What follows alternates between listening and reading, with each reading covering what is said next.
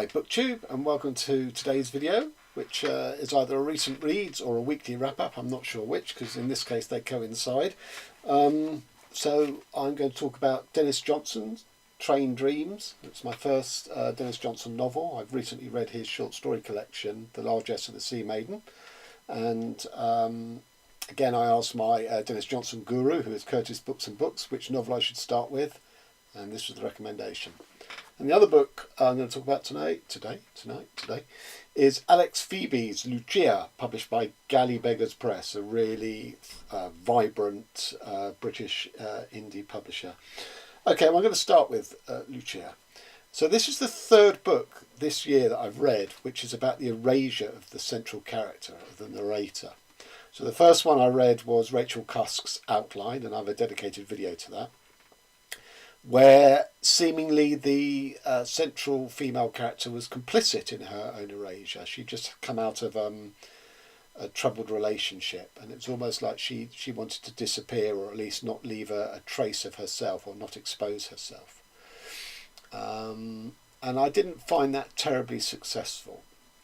The second novel I read about the erasure of the central narrator, it was David Markson's trilogy of novels, which all have the same theme. So This Is Not a Novel, Vanishing Point, and The Last Novel.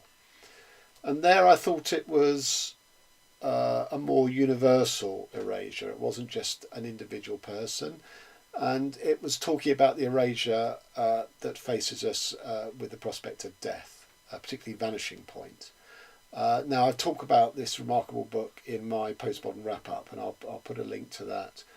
And also at what point in the video I specifically talk about Markson, because it's not all dedicated to that. So although Markson is talking about the erasure of the writer, and talking about things like legacy and heritage after they've died and stuff, I did feel it was much more universal, because the way he puts these novels together is he's actually writing very little.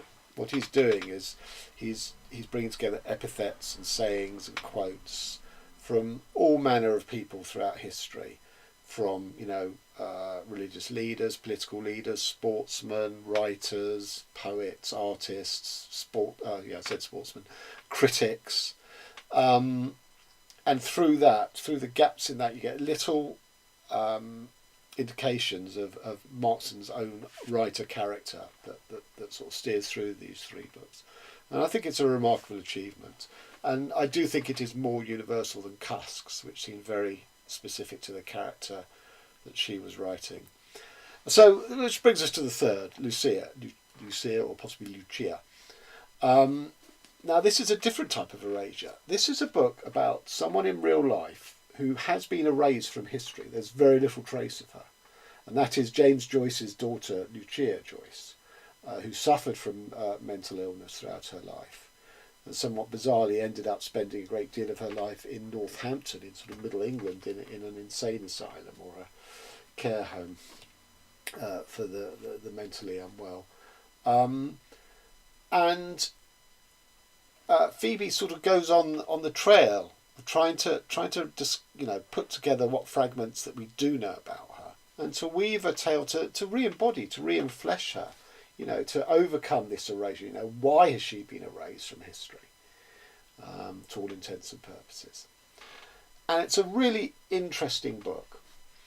So the bulk of it is quite fragmentary sections.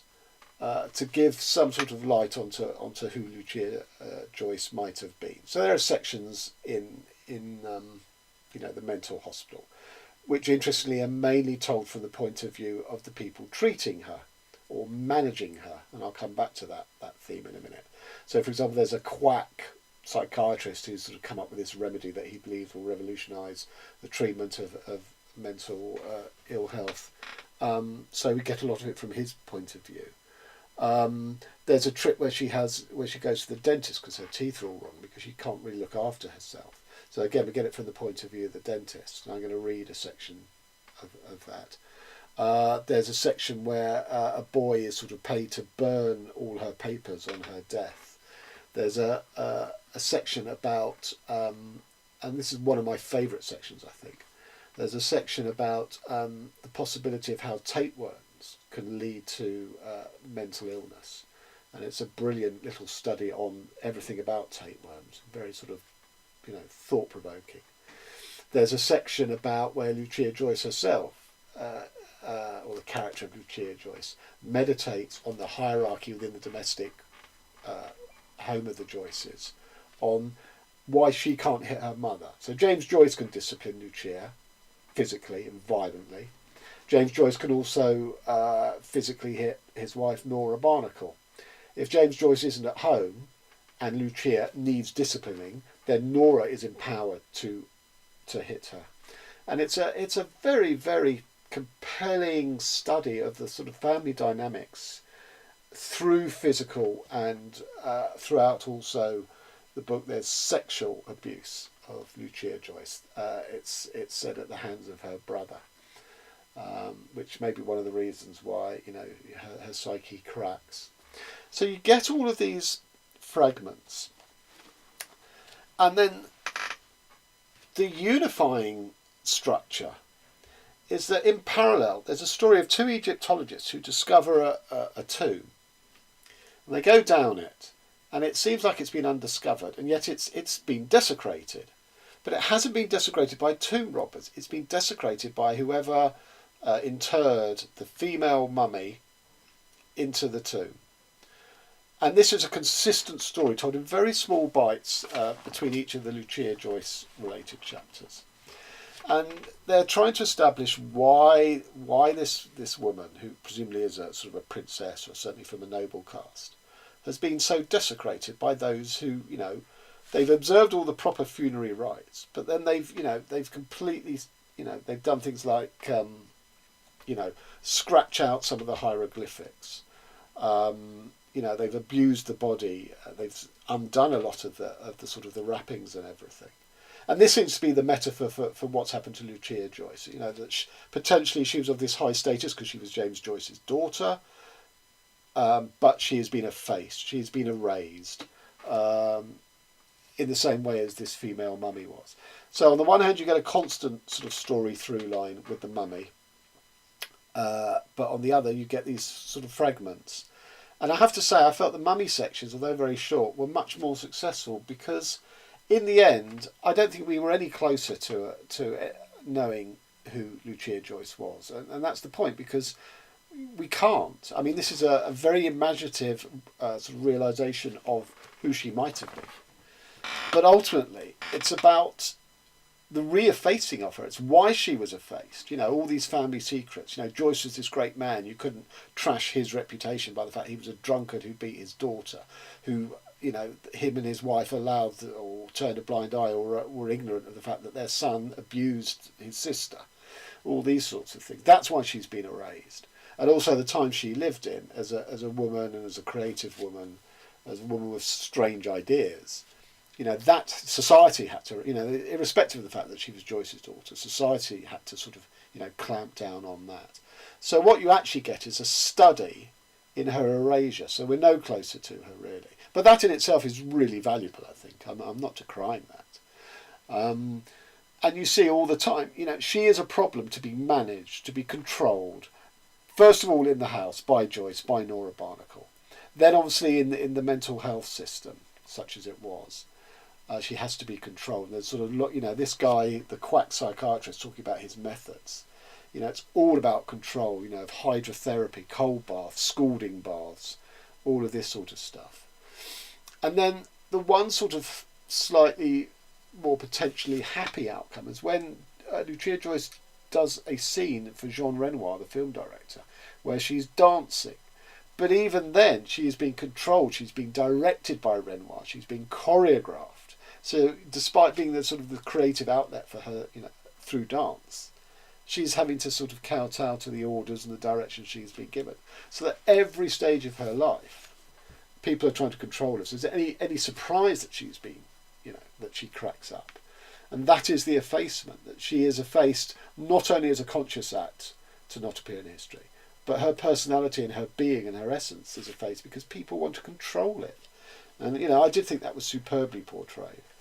So just by way of a couple of examples, So this is the scene where the dentist is called in to, to attend to her rotted teeth. She might say that teeth ought not to be removed. If she said it, she would be an idiot, but she might say it. That a lunatic has no proper grounds for consenting to such a procedure, and that any such procedure would be an assault, just as if a man had taken a spanner to a woman's face. But this is to forget that a lunatic has given up the rights to herself by becoming a lunatic in the first place, and has been placed under the care of the state. The state has the responsibility for her health, and also therefore the right to decide what is best for her, regardless of whether she consents to it, finds it desirable state of affairs, or wants it. If that is not enough, then take it up with her doctors, take it up with her MP, take it up with Parliament, with the Queen. Such is the legal situation. And the man who operates outside that legal framework lays himself open to prosecution. And should a man be punished simply for doing his job? Well, I mean, that's scary stuff there. I think that was sort of, that chapter was, I think, set in the, it says date unknown. So, but it's not that, it's not, it's probably half a century away from, where we are now. And that approach, not only to mental health, that, the state has the right to do whatever it chooses to you, but also that, the dentist is more concerned about his own reputation, and that that he has his total power over her, and he anaesthetises her so she's knocked out, and he sort of speculates about all the things he could do to her, which is horrible and shocking. But here he's justifying that he has that power, he has that right. So that is a scary, scary chapter. And then another one, someone having control. This is the quack psychiatrist talking about treating, one method of treating her. And this obviously chimes with the whole mummification subplot through line. So, the patient is stripped and the towels and sheets are doused in cold water. Then the patient is reclothed head to foot, but not the mouth, in the winding cloth. We use linen wrappings from overused or stained bed sheets that are no longer fit for purpose. Ugh. We use cotton toweling that is past its prime, balding in places, torn into strips and wetted. We bind from the fingertips to the elbow, from the elbow to the shoulder, then around the neck and under the chin. We go over the forehead and around the eyes and across the bridge of the nose.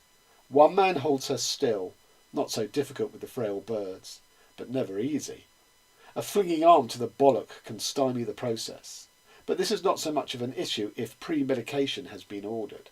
A nurse can apply it via a vein, and the cotton wool ball will be kept in place by the winding cloth. Like a baby, a patient will cease her crying when swaddled. Her arms are held tight, her legs are prevented from movement, and the room is dark. If we shush in her ear like a mother, the patient almost always calms. It is a reflex, though it doesn't work for mental cases with episodes of frantic behaviour. Here we combine it with cold water. Cold desaturates the nerves, drawing the heat into the liquid. It prevents over-excitation. And it's also referred to as a treatment of providing short-term relief from the symptoms of her overheated nerves. Because that's how mental health was thought of a century ago. And it's something I can entirely relate to, because my father had electroconvulsive therapy, where they put electrodes on your head and they blast electricity into the brain. And, to me, that always struck me as, yes, depression is a little black cow that's settled somewhere in your brain, and if only we can blast it away with electricity, your mental illness will be cured. It's of that order. It's shocking to recall that, that's where mental health... my father was shocked in the 80s. So it's not that far away, that we're still very sort of primitive understanding of the brain and how to treat it. So, I think this is a hugely important book, but it's interesting because it's in search of a character who's been effaced, but actually it only delivers why she's been effaced and what way she's been effaced. But as I say, I think that's absolutely valuable. I'm not denigrating that. So I gave this book 4 stars. On to Denis Johnson, Train Dreams. So this is a slim volume, 116 pages, but epic in scale. So it's the 80 years of a guy called Robert Garnier, who's a frontiersman, and it starts with him talking about building the railroad. I think between Idaho and Oregon. and the sort of the racism shown towards the Chinese coolie labourers. But it also talks about him logging and timber, his timber trade, and it is very much establishing an overview of that sort of. There were three stages of sort of rural migration to the States. So the first was, the Pilgrim fathers who, sort of settled in New England and found it very tough because of diseases, they couldn't get the crops to grow, and it's really only because of the Native Americans who sort of bailed them out of trouble.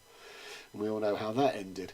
Then there was the sort of the Homestead Act, where to encourage settlers to move from the overcrowded east, as it was then, into the Midwest and the prairies.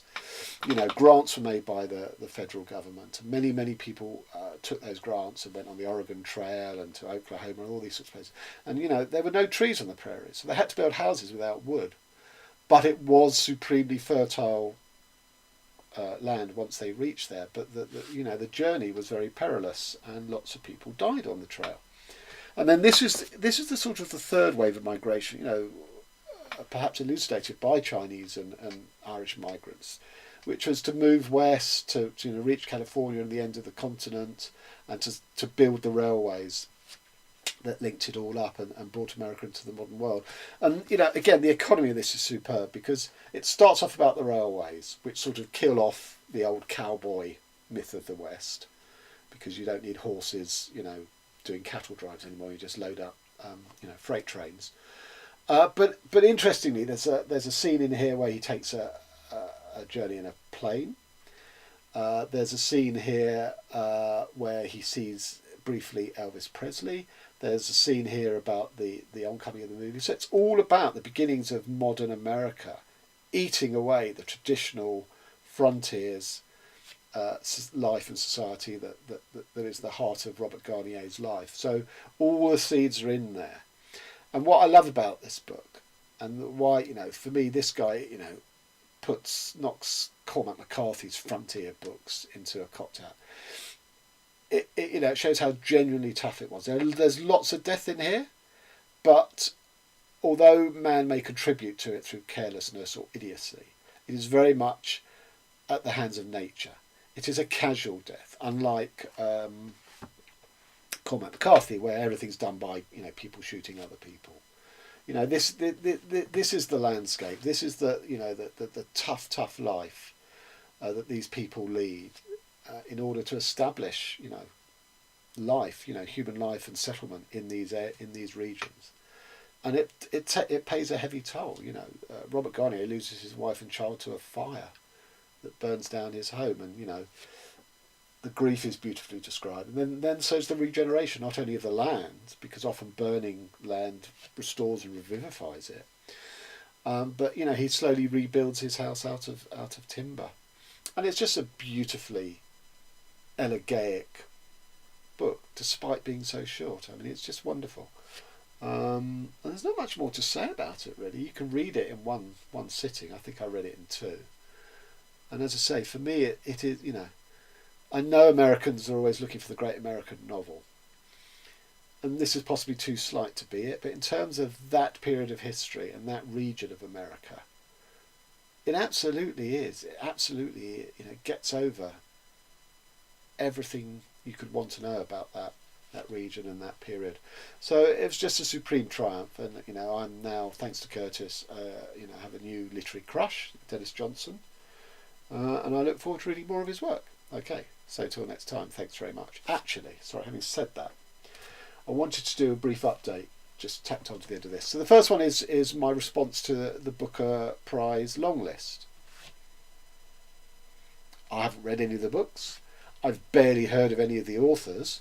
I'm not going to get into a discussion whether I think that's a good thing or a bad thing. I haven't looked in detail at the blurbs of these, but from a sort of superficial glance and viewing a couple of booktubers videos and their responses to it, including the very memorable Memento Mori's blast of a video, Britta Bowler's and Peg's. at the moment, there's only one book that even halfway intrigues me. Now, as I say, I haven't been fair. I haven't gone into detail to them, so there may be more once I look at them properly. But there was a book that was described as sort of poetic noir by Robin Robinson, who I've never heard of. That sounded intriguing, so I may very well give that one a whirl. So that's all I can say on the Booker. Even shorter than Memento Mori's 3-minute 45 video on the subject. And the other is a personal one. So my novel came out yesterday, July the 26th, and I'm not sure of the inroads of my time that it's going to make over the next 2 or 3 months. It won't affect my reading, because I'll still be largely going to work, which is when I do most of my reading on the commute. But it might affect my output for BookTube. I'm not sure how many videos I'm going to be able to record. I mean, it may have no effect at all. But if things pick up and I start getting reading and promotional gigs, then it may well eat into that. So that's just a sort of a heads up. So I will still be reading. I'm just not sure of how many videos I can get up. I mean, hopefully, I say hopefully there won't be a diminution of videos, but actually I hope there will, because it means that things are going well with the novel. Okay, so that is till next time. Thanks very much.